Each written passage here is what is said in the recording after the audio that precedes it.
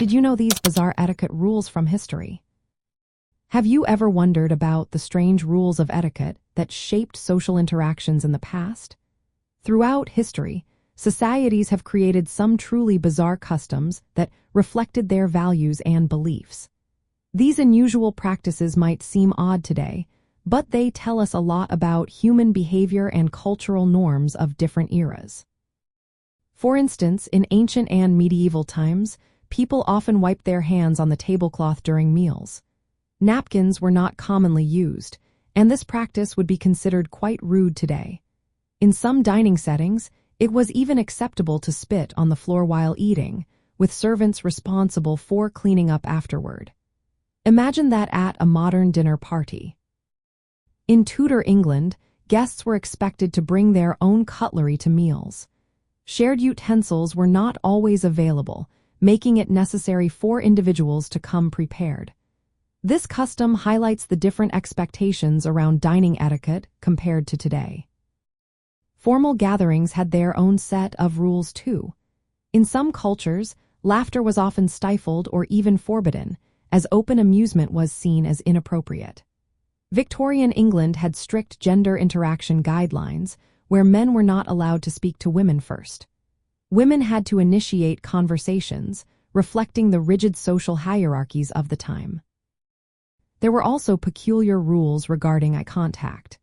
In ancient Japan, China, and Rome, looking directly at the king was considered disrespectful or even dangerous. In ancient Egypt, stepping on the threshold of a house was avoided, as it was believed to be protected by divine forces. Public displays of affection were frowned upon in many cultures, as such behavior was seen as crude. Children were often expected to be seen and not heard, showcasing a strict view of authority and childhood. In the 1800s, wearing gloves at social events was mandatory for both men and women. Bare hands were viewed as uncivilized, so gloves became a symbol of proper etiquette. When it came to gift-giving, it was customary to open gifts in private, avoiding any potential embarrassment in front of the giver. At British dinner parties, having exactly 13 guests was considered unlucky. To avoid this superstition, hosts sometimes invited a dummy guest to ensure the number was even. Interestingly, during the 19th and early 20th centuries, people rarely smiled in photographs. Wide smiles were associated with madness or indecency, and many individuals had poor dental health, making smiles less appealing.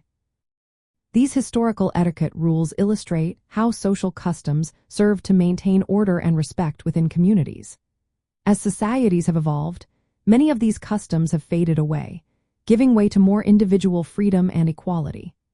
Understanding these bizarre rules helps satisfy our curiosity about how people navigated social life in the past and highlights the changing nature of cultural expectations.